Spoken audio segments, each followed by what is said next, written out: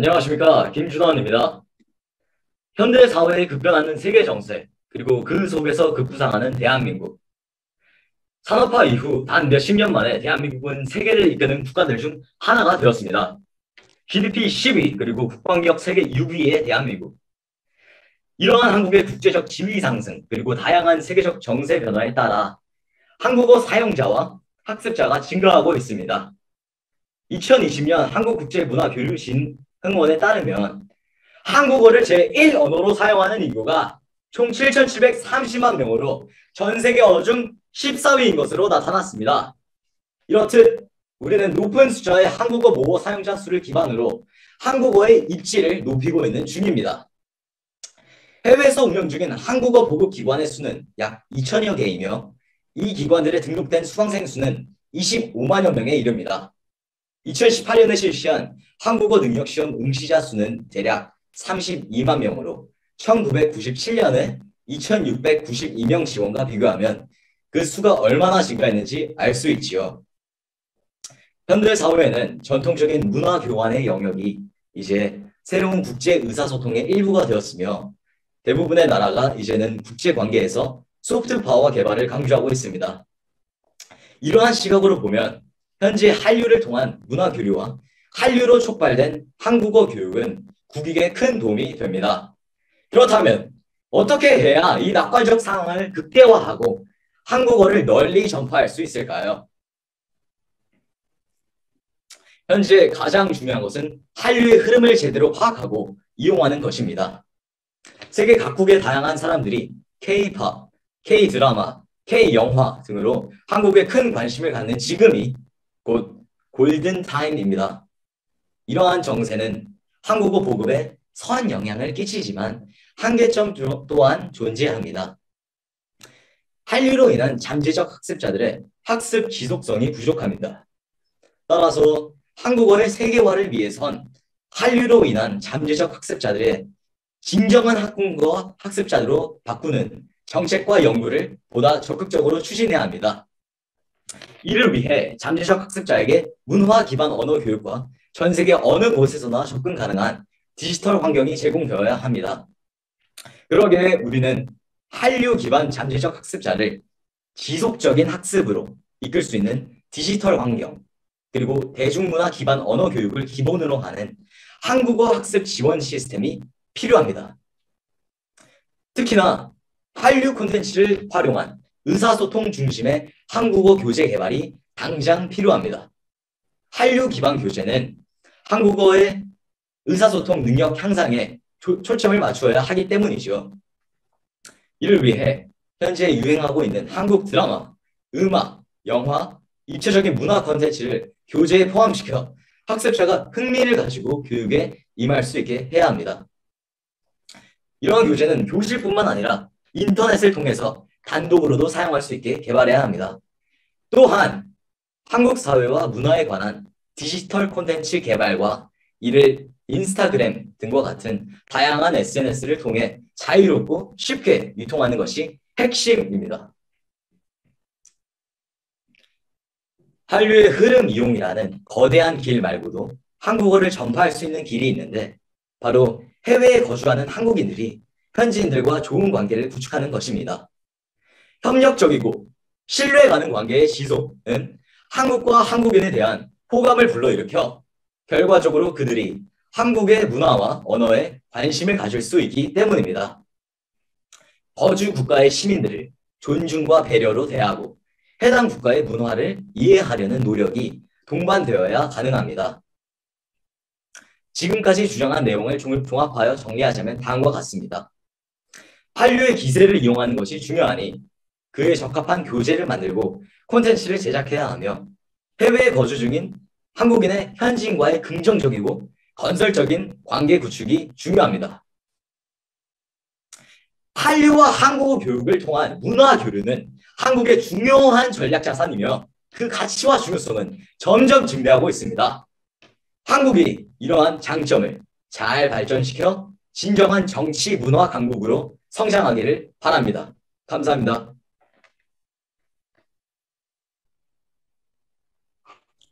2018년 가을 새 나라가 열렸네. 새 친구가 생겼네. 너도 나도 손잡고 세계 평화 이루세. 평화 통일 한반도 우리 힘으로 만드세. 정말 듣기만 해도 기분 좋아지는 이야기이지 않습니까? 저는 여기서 원래 하나였던 북한과 남한이 평화 통일을 이루어 새로운 동북아의 큰 나라로 우뚝 서기 위한 한반도 통일시민 캠페인을 제안하고자 합니다. 첫 캠페인은 남북한이 교환학생 제도를 실시하는 것입니다. 한 민족이 된다는 것은 같은 문화를 공유하며 서로가 서로에게 스며드는 것을 의미합니다. 저는 오랜 해외 생활로 매우 다양한 나라의 학생들과 친분을 쌓았지만 처음엔 다가가기가 겁이 나기도 합니다. 문화 차이 때문입니다. 교환학생 제도는 함께 미래를 그려가야 하는 우리 학생들에게 우정과 공감대를 형성하며 물과 기름이 아닌 강물과 바닷물이 만나듯이 자연스레 함께 할 수 있는 최고의 방안이 될 것입니다. 두 번째는 젊은이들에게 한반도 통일의 실익이 매우 크다는 인식을 심어주는 것입니다. 많은 사람들과 이 논쟁에 대해 깊게 토론을 해보면 남한이 경제적 손해가 크고 동일처럼 통일세로 인한 직접적인 피해 때문이라고 대답했습니다. 그러니 단순히 감정적인 이유로 통일에 접근하기보다 서로의 이익을 위한 협력 관계로 시작하는 것입니다. 저의 아빠 회사를 비롯한 많은 한국 기업들이 저렴한 인건비와 임대료 때문에 중국, 말레이시아, 베트남 등에 많이 진출해 있습니다. 통일이 된다면 한반도 내에서 생산과 공급이 가능하리라 확신합니다. 남한의 자본과 기술이 북한의 자원과 합쳐진다면 대한민국 경제에 더욱 힘차게 박차를 가할 것이라고 이현사 자신있게 외칩니다.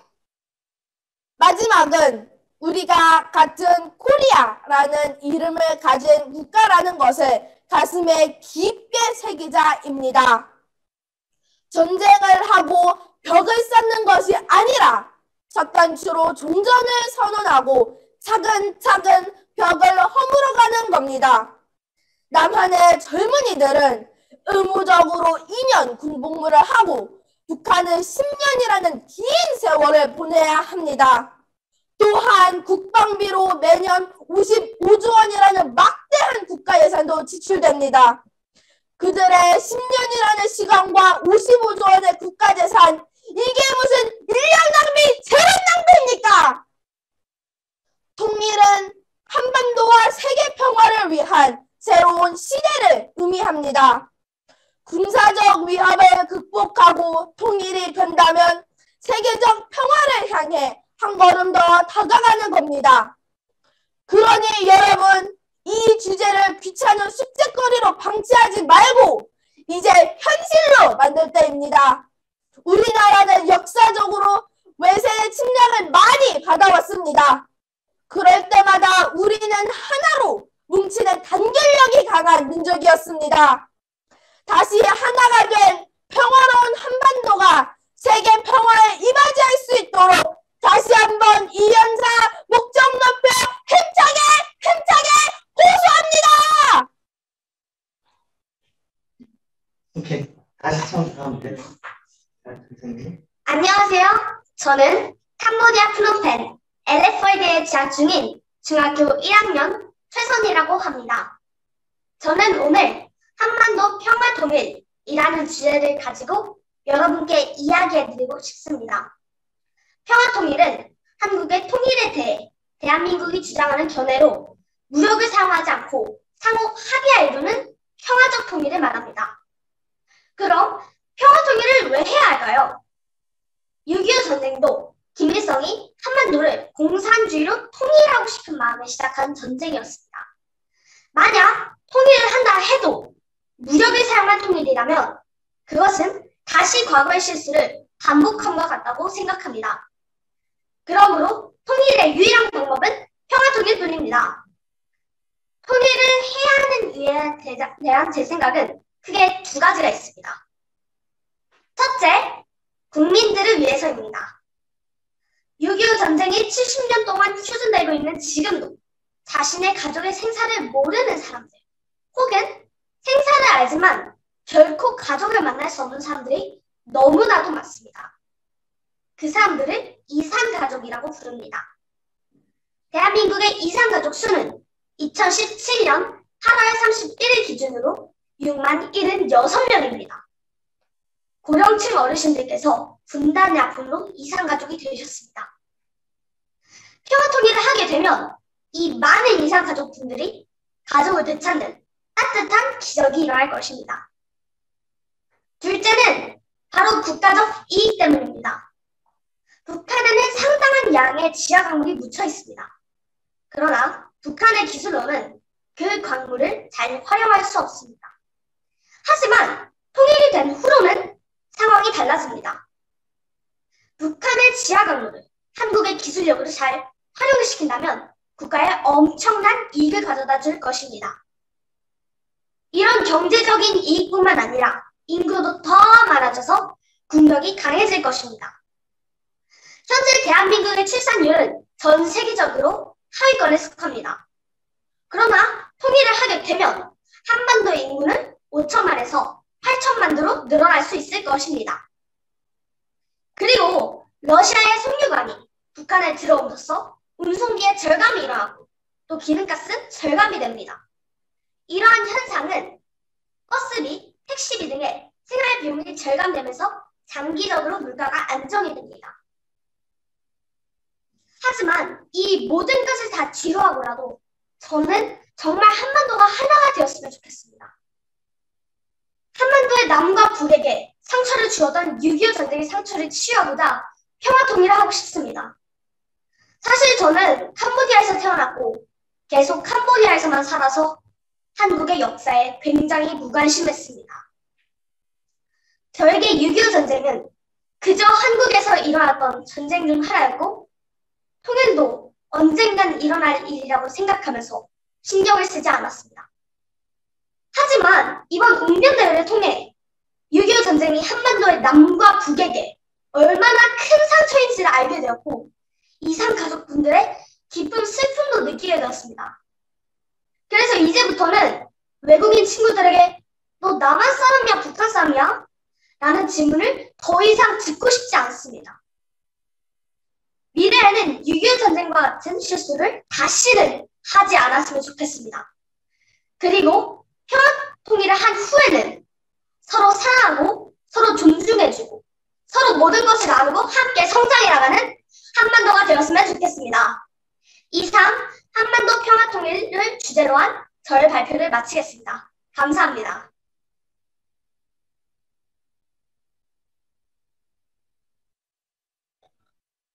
한글은 세상에 존재하는 그 어떤 문자보다도 과학적이고 체계적이며 각각의 자음 및 모음이 지니고 있는 소리가 특정되어 있기 때문에 소리를 나타내는 데 있어 어떤 문자도 따라갈 수 없는 정확성을 보유한 언어입니다. 이젠 지루하지 않으십니까, 여러분? 매번 똑같은 레퍼토리, 똑같은 설명, 똑같은 말로 반복되는 한글의 우수성에 대한 선전, 그 모순에 대해서 생각해 보신 적은 없으십니까? 우리나라의 말이 그토록 우수하다면 어째서 인지도가 영어에게 뒤떨어지는 것일까요? 궁금했습니다. 어째서 그렇게 우리나라는 한글의 우수성을 강조하는데도 우리나라의 글자는 영어만큼이나 세상에 알려지지 않는 것일까요? 물론 자신이 속한 국가에 뛰어난 문화력 그리고 기술력이 있다는 것에 자존심을 느끼는 것, 자부심을 느끼는 것은 이해할 수 있으며 충분히 애국이라고 받아들여질 만하지요. 하지만 한번 들은 걸 또 반복하고 또 강조하고 계속해서 반복하고 되풀이하는 것은 결국 자기 과시에 지나지 않는 것이 아니겠습니까? 2011년 미국 심리학회지에서는 이 연구를 발표했습니다. 요약하자면 국가에 대한 자부심은 개인의 자부심을 끌어올린다. 라는 내용입니다. 총 128개국, 그 중에서 14만명의 사람들을 대상으로 한 조사 결과 가난할수록 자신들의 나라와 자신들의 행복을 결부시킬 가능성이 높은 것으로 드러났습니다. 가다복시 말씀드리겠습니다. 비참할수록 집단 사이에서 자부심을 찾는 성향이 강합니다. 정말 행복하다면 맹목적인 믿음을 가질 리가 없겠죠. 자신에 대한 만족도가 부족한 사람들은 자기 자신에 만족할 수 없으므로 자신을 다른 대상에 투영해보는 법입니다. 일리노이 대학교의 심리학과 마이크 모리슨 교수는 말합니다. 만약 경제적으로 부족하다면 그 삶이 순조롭게 흘러가고 있지 않다는 사실에 대한 위로를 위해 국가의 안위와 자신의 행복을 결부시키는 경향이 있지요. 그가 미국 심리학회지에서 제출한 연구에 따르면 서구권의 부자들은 자신들이 국적과 행복에 대해서 크게 연관을 짓지 않았습니다. 여러분, 우리나라에 존재하는 상위 1%의 부자 자제분들, 그분들이 정말로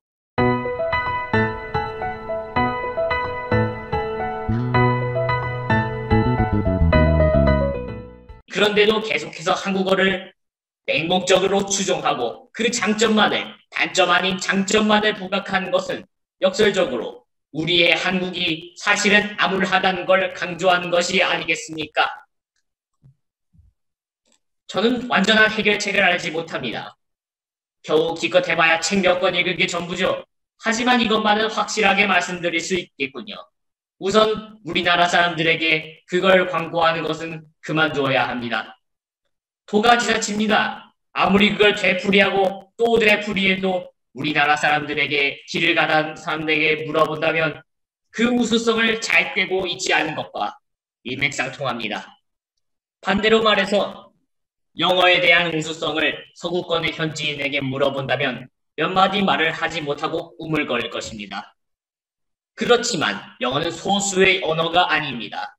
오히려 국제 언어로 채택되었을 정도로 전 세계의 뜨거운 사랑을 받고 있는 언어입니다.